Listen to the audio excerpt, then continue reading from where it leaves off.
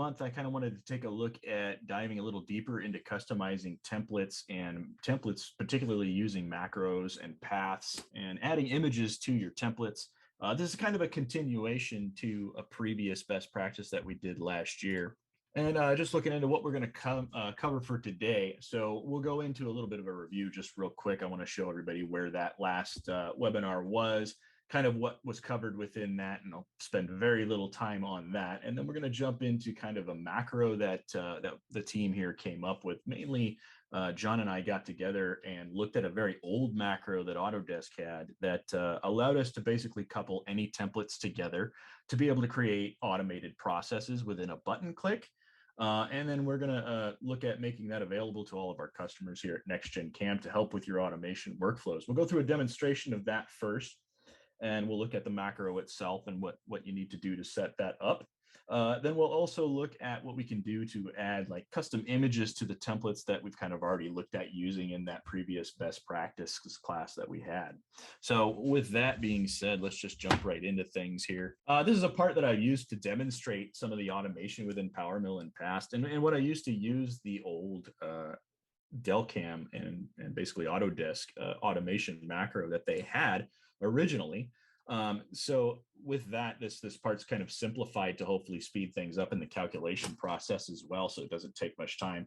Simple setup here, just a block and a work plane already set up. And in our previous class, I kind of covered how we can set up our templates, in particular to pull in different file folders for different strategies. I've simplified mine just for this best practice here, but basically looking at it from the standpoint of having your templates in a file folder and being able to access them. Now, I went even further into this and into our macro creation that we built here. The macro will actually take each one of these templates, and you'll notice they have numbers in front of them, and I'll explain that momentarily. But you'll also notice that with each one of these templates, we have images assigned to it. And this is something that a customer brought up to us in a case, how they would like to actually add these images to that. So you can kind of see how we structured that. Now, in the previous best practice class, I go over how to set some of this up. We also go over the process of actually taking a toolpath and creating a template strategy out of that toolpath. So I won't cover that really in depth here. Now, also in that class, I covered template object files. So if we look at how to save as a template objects file, which is basically just a stripped down project that allows you to house multiple toolpaths, tools, everything else. And in that workflow process, if I jump over to my customized demo tab here within PowerMill, you can see that I have several one-click options that'll do basically loading my machine templates for my tools, my folder structures, my level structures, and then also adding my machine tools to my processes. And I went through that process within the webinar in the past. This webinar, we're going to focus on just trying to apply multiple toolpaths for any process that we choose within a single button click. So in this case, if I click on one of these options over here under my automation panel, I don't have these buttons named here, but I just go by the image itself that I have. This will actually pop up a selection menu within a dropdown. This is a string selection for macros that allows us to add those templates within that numbered structure here so that we can select what we want to do for this particular part. So if I want to go through and just rough this out with a 2-inch insert cutter that I have in there as a template, and then go in and rest rough that all the way down, I can just click these toolpaths, hit the green check mark, and PowerMill is just going to go to town applying the tools, the toolpath template strategies, and then calculating those all the way through. Now, this macro is also set up to add the stock model as well throughout the process, and then go through all the gouge and collision checking within the toolpath. So helping to automate this process 100% within a button click all the way through. And this can be used for any process. It could also be used for finishing. It could be used for EDM if you're looking to create specific toolpath templates with different gap values or thickness values for your gap settings, things like that, or your overburn rather. So however you want to set this macro up, it's complete automation in a single package. Now, if you saw how simple that was and how easy it was, just it adds everything and just kind of goes to work for me. Now that I have that out of the way, I've got my stock model states and the settings here that I can just continue to rough this part out if necessary, or even go into right into my finishing from the structure. So simple clicking, allowing you to use the drop down, select what you want to for toolpaths. Now I have multiple ones up here, and we're going to make another one from scratch. The second one that I have doesn't have any images to it in the template file, but it does have different toolpaths for different things, right? So this would be for like an aluminum setup, or even like my first one would be for my standard steel setup. I just use these for demos for the most part, but how we would set these up for you as customers would be whatever process you're looking for, whatever material you're looking for. That's how you want to apply these in your workflows. Now, when I do that, I set my macros folder up in my PMill 4 folder, typically is where I house all of my macros for PowerMill for usage. And what you want to do is you'll want to create a folder to start out. And usually you want to name this what the process is. In this case, I'm just going to switch from one material to another, but I'm going to have this be a roughing and rest machining for a stainless steel. My standard part sizes, things like that. So your naming conventions, again, in the previous best practice, I kind of go through, some naming convention ideas, but you do want to give some detail within that naming convention. Now, if I go into the macro itself, you'll see that I have two macros in here. One is the old macro, and this is the actual structure of the macro that originally was from Delcam from long ago. And basically all this did was pull in and import that template within the process. So it goes through making the stock model first and foremost, and then it comes in and it imports just the template file. And this is just a simple macro string here to import any template from within a single folder structure. So wherever this macro is housed, any folder that's in it that has other macros to it, you can pull the individual templates in, right? And this is the string for that. And we can also set things up for you as customers as well if you want to do this old basic format. And this is almost like a recording format with just this import style set up to it. And then afterwards, you can just change anything within the toolpath that you would like. This worked okay, and it was rather decent. And for decades, this is one of the go-to formats for this. What we did instead was we created this custom macros so that it basically could be used for any folder at any location, as long as the folder and the macro are in the same file and the folder that holds the templates are in the same file, then it would actually complete and pull a list from a string here. And this is a little more complex than as far as macros are concerned with how the setup is. But it's basically doing the same thing, only what it's doing is pulling anything in that folder that's a PowerMill template file for strategies. And giving you the list of that so you can tick the options, and then going through and processing every one of those toolpaths and importing and calculating them into PowerMill. And it's very simplified as far as what it's doing, but the command structure is kind of complex within here. So we're going to make this completely available to all of our customers. And again, we can help everybody set this up, but the setup's fairly simple. I'm going to walk everybody through that to start out here. If I go back into my PMill 4 folder here, and you'll see I've already created just this rest kind of stainless steel folder we're going to be creating here. What I want to do is I want to first establish my templates. And again, we went through this in the previous best practices, but let's go ahead and I'll just grab them straight out of the aluminum here. I'm just going to grab the B750 Vortex here, and then also the 1/2 inch. Now I would want to, of course, edit these for the feeds and speeds appropriate to the materials that I'm going to be applying these to, but you'll basically take the templates, the .ptf files that you've created, and you want to, in the new folder, create a folder to put these into. So this would be SST, RGH, and RST. So the folder name is quite important. This folder name that's going to house these templates is going to be located right here. I am going to add templates to that. And I'm quite lazy, so I'm just going to click and copy and paste things here. So whatever this file name is, that's that first string within the macro that we're going to actually replace here momentarily. With that, we're also going to go through and copy the original macro that's in here. I'm going to take that custom macro. I'm going to copy it, jump over to my folder, paste it in here. Now, you don't need to rename the macro or anything if you don't want to. That's not necessary. However, you'll need to open it. And from here, we're actually going to want to replace what the string folder name is. Again, this is the folder and what it's pointing to find all the templates that you're going to house inside of this macro for it to reference and pull into PowerMill. So I'm just going to replace the name there. Oops. It's like I got to recopy and paste that. Stick that guy there and paste it inside of that folder structure there. I'm just going to hit save to that. Now, anything that I put into the folder within the macros, it looks like I made a mistake and forgot to hit copy paste into the folder there. So my mistake. I'll come back and just grab these two real quick just to keep it simple.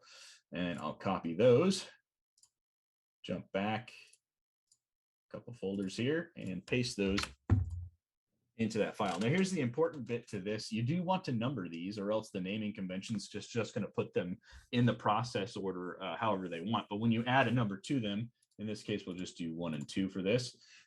That's going to put that into the string that you saw within the dropdown in PowerMill. So the pop-up dropdown that pops up into the dropdown within the arrow, you'll have each one of these options. You'll be able to put a tick mark next to apply this to the macro. And with that, that's pretty much going to cover it. I'm just going to take another look over here, make sure I got that name right, and make sure it matches the file folder perfectly, because that is the key to this. Otherwise, this can be put just about anywhere. And again, name it for whatever process you want. It's completely open at that point. And let's go over and test this out within PowerMill. Now, to test things out, I am just going to drag and drop the macro within PowerMill. I'm not actually going to apply having to put a button to it just yet. I want to test this out first. We want to make sure it works. So in order to do that, I will go ahead and turn off. Oops, sorry about the dogs barking in the background, everybody. I'm going to go ahead and turn off the existing stock models I create. Now, this macro also creates added stock models, so it'll continually rename a new stock model if you need to do this process multiple times. So if you're looking at either multiple vice setups or even multiple side machining from a new stock model. So again, this uses the block each time. So however the block is set up is what it's going to start and save the stock model as. So, but it is set up to do multiple stock model iterations each time you utilize the tool. So to test this out, I am going to use the drag and drop method and just simply drag and drop that macro into PowerMill. Now, immediately I'm going to get my pop-up from my string list. And if I drop that down, you'll see there are the two options that we stuck in there for those template files. So super simple to set up, super easy to use, not very complex, and kind of clean within the user environment once I set up my customization from that point. And you'll see PowerMill is going to add those tool paths. It's got a new stock model that it's applied to it, and it's going to go through and it's going to calculate those tool paths for me. So very easy to set up for customers if you want to do this on your own. Please reach out to me, let me know, and we can make that available. And in fact, I can make it available in the chat to everyone here if you'd like for right now. So let's go ahead and just do that real quick while everybody's in the best practice class. And I'll just actually go ahead and copy the macro that I have here. And then what I can do is maybe send this to a zip folder real quick while that's calculating in the background there. Let's just drag and drop this. So for everybody here in the best practice, you can grab this macro if you want to. Let me go ahead and change who that's getting delivered to real quick, so that everybody can grab this. Again, throughout the best practice, if you guys have questions as we go through this and you're interested in anything, feel free to throw those up into the questions panel. I'll answer everything at the end of the demonstration portion here of the best practice class, but feel free to jump into the chat or into the questions and throw something in there. So hopefully everybody's got that zip folder there with these macros, the macro in it. And again, it's got my generic structure in there. Feel free to replace those templates, delete them out, replace them with whatever you would like. You can see it's just as easy as that. It's just applied those structures. And again, it applied it to a new roughing stock model there. Now, I could, of course, create that stock model. And there is a complete webinar on stock models as well, where I kind of go through the process of creating a block from a stock model. So you can check that out. Feel free to check that out when you've got some time. But that process is fairly simple. Just saving up the stock model as a DMT file, a Delcam triangle flat file, and then re-importing it within the block allows you to pick up and leave off. And then you can apply next processes if you need to your part. So in a nutshell, it's just a very simple way to get in and automate that. Now, on top of these templates, you can utilize these templates singularly, individually, if you would like. So, I mean, in our toolpath strategies, if I come into our toolpath strategies again, I have all these toolpaths set up here. I would need to apply and maybe add another folder to go through and add the templates we just made. So if I come here to my PowerMill 4 folder, you see here I have that roughing _ rest SST. I can then grab that template folder there, hit OK. That's going to apply and add that. And it's pretty much right away going to add those two toolpaths in my templates. Now, as I showed you before, and you can see it here within my favorites here, you can see I have images to several toolpaths that we've added. And this was actually fairly simple as well, but it comes down to the location to add these images and the importance of the naming convention. So if I look at my main stock model roughing template folder, you'll see that each image, just like everything within PowerMill, if I go to the regular model area clearance here, I've got the icon to the left of model area clearance. And then I also have to the right here a preview image that shows up for every toolpath. So a customer called in and kind of wanted to know, hey, how do we do that? And it prompted John and I to say, hey, you know what, that's doable. You just got to follow a few simple rules to do that. And those rules are that you have to have the naming convention of the picture or image on the left as the PNG file named as the toolpath template, or I'm sorry, as the ICO file, right? And then on the right, the PNG file needs to be named as the toolpath name as well. Now, if I jump over into Windows and go back into my PowerMill 4 folder, and we look at the structure and how it's named here in that rest roughing macros and in the templates folder here, you need to have these images added into the template folder itself with the template. So you'll see here from the 3-inch roughing toolpath starting out as a 3-inch roughing toolpath. I also have the .png file, which is going to be the picture file that shows the preview on the right-hand side, set here as the same name, as well as the PTF file, the ICO file. The ICO file is going to be the image on the left of the toolpath. Right now, when you do this, it automatically assigns it to the toolpath within Windows as well for the image preview. All right, now to find these images, so if you want to use the standard images here within PowerMill, there's a specific location that you want to go to. So for PowerMill's list of images that are the icon files, you'll notice here in the file string, that's located within your C drive in the program files for Autodesk under the PowerMill that you're using within File, Templates, and Icons. And once you're in here, you'll see that these are all of the images for every toolpath icon inside of PowerMill. Now, you never want to change this structure. This would definitely mess up PowerMill, so please keep caution here. You definitely want to copy and paste everything that you do here. So for our demonstration, what I would probably do is I'm going to look here for our model area clearance. And I'm going to find the model area clearance image.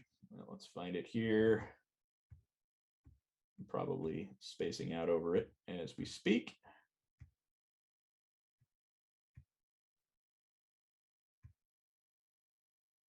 There's feature, there it is. So I'll take the model area clearance image for this, for that first toolpath. And in fact, what I probably want to look for is, I don't think there's one specifically for Vortex, so I'll just use the regular model area clearance here. And I'm going to copy this. And then I want to paste it over in our templates folder. So I'm going to go back into my PMill 4 folder, go into my rough and rest stainless steel, go into that folder and paste it here. And I'll paste 2 of them here so that there's a, whoops, we'll make a copy actually. That way there's 2 of them here. And all I'm going to do is take my name, highlight it with a simple left click, slow left click, copy the name, change that here, and paste it. Once I hit enter, that's going to assign it to the toolpath. So I could do the same thing for that. Actually, let's do a different image for that, just so you can see how that works with a different image. Again, going back to that ICO folder, and I definitely set this up in my quick access so I can just grab it to get to that ICO file location quickly when I need to use these images. And let's go ahead and find the rest machining option here. We'll copy that, paste it,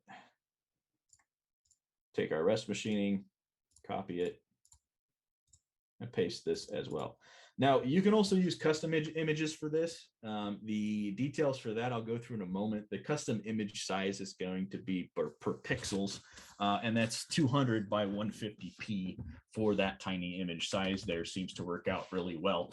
That's going to work out for our preview picture as well. I usually just set it to 200 within that range, but I'm going to go through the process of that just to give you kind of pointers on that as well. So now that I have that ICO set and the PTF is going to have the image next to it, we'll be able to see that within our templates here. So if I go back into my toolpath strategies here and go back into that stainless steel template folder, you'll see there it's just applied itself to it. So now to give ourselves the kind of preview strategy on the right-hand side, that picture image, what I'm going to go ahead and do is I would use the image basically in PowerMill with the tool and the tool path to kind of take a look at it. So I'm going to start out with just doing that 750 preview image for it. Now, I personally like to use Snagit, both to capture my images and edit it, but I do a lot more from that regard. You can use the snippet tool, and any free image editor can resize an image for you. So what I'll do is I'll just go ahead, and I usually like to take this and go to my toolpaths and maybe go by a height here so I can just see an individual height of a toolpath. And I do like to leave it so that it either has the block image or even take my stock image from my stock model at that point and do the shaded mode for this. I mean, it really just depends on what you want to get in your image, in your custom image. You can pick images from online. As long as we get through this and we make the image the right size, PowerMill, and the right name, PowerMill is not going to have a problem using it. So for this, I'm just going to start my my Snagit editor here. I'll go ahead and capture the image. And really all I want is that vortex portion right here with the stock model at that location. Okay, so now that I have the image, I am going to edit this. So this is the Snagit editor, and it's just easy enough to come in here and edit that pixel size for me. So I could say 200 to that, and that's going to shrink the size down for me. Whoops, I forgot to hit enter to that. Right, so resize is my image, and then from that, I'm going to go ahead and hit File and Save. And then I can go ahead and grab that folder once again. So I'm going to save it in that folder, in the templates folder. And for now, I'll just save it in there. I'm going to rename it the exact name just by copying and pasting it momentarily. So going back here, let's take this. We're going to name this the same name as the image. Now that PNG is set in there, what PowerMill does when it sees this is it kind of hunts down both the ICO and the PNG and assigns that to the toolpath. So let's jump back over into PowerMill, go to our Home tab, go into Toolpaths here. And now you can see as with the Vortex toolpath highlighted there, I do get the exact image that I saved out there. Now, as far as the actual images for the toolpaths go, we can use those as well. So within each one of these, the preview image that shows up on the right, we can actually go and grab those preview images if we want that for our own use. That is a little bit trickier, but to do that, it's quite simple.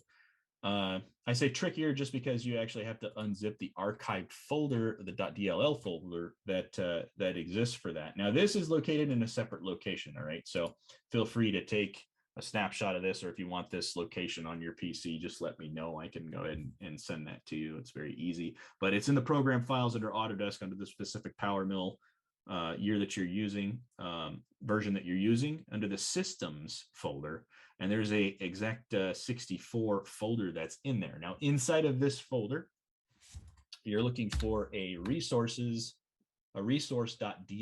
folder here. Now, here's the key to this. If you want to use those images to get the list of these folders, you have to be able to unpack them or at least open them from the archive folder. So I'm going to open this with 7-zip. I find that's probably the best way to go about that.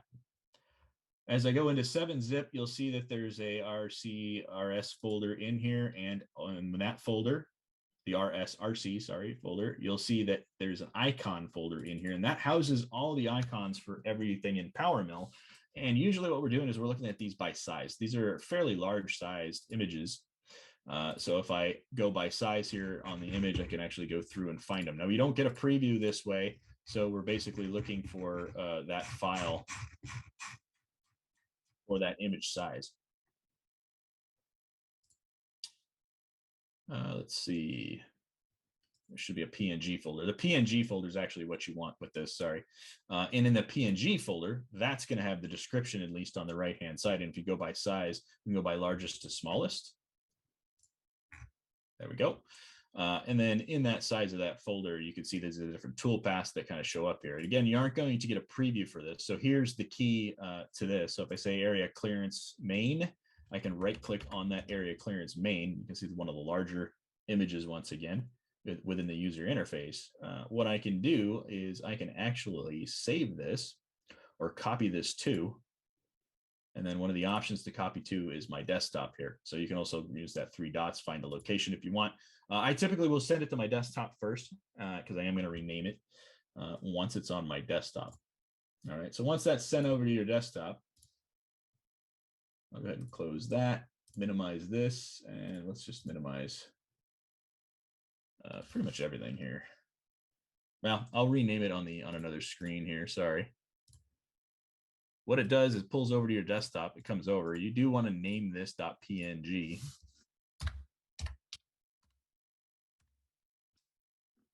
And then once that's named, yes, sorry. What happens is that'll rename itself here. So you have your area clearance. I already had a copy of it in there. You can then just take that, add it to the folder. And then for this, what I'll do is I'll just use that 1/2-inch rest. Copy the name, paste the name in there. Now that the PNG is in there with the exact toolpath template name, PowerMill should read that. We go back into our strategy selector, back into our stainless steel folder and click on it. There's our standard image out of PowerMill for this. So with that, I'm going to go ahead and keep this one brief. We're trying to narrow down our best practices within a half an hour. So hopefully that did fly by, and hopefully I was able to get all the information across there. I hope you guys found that information useful.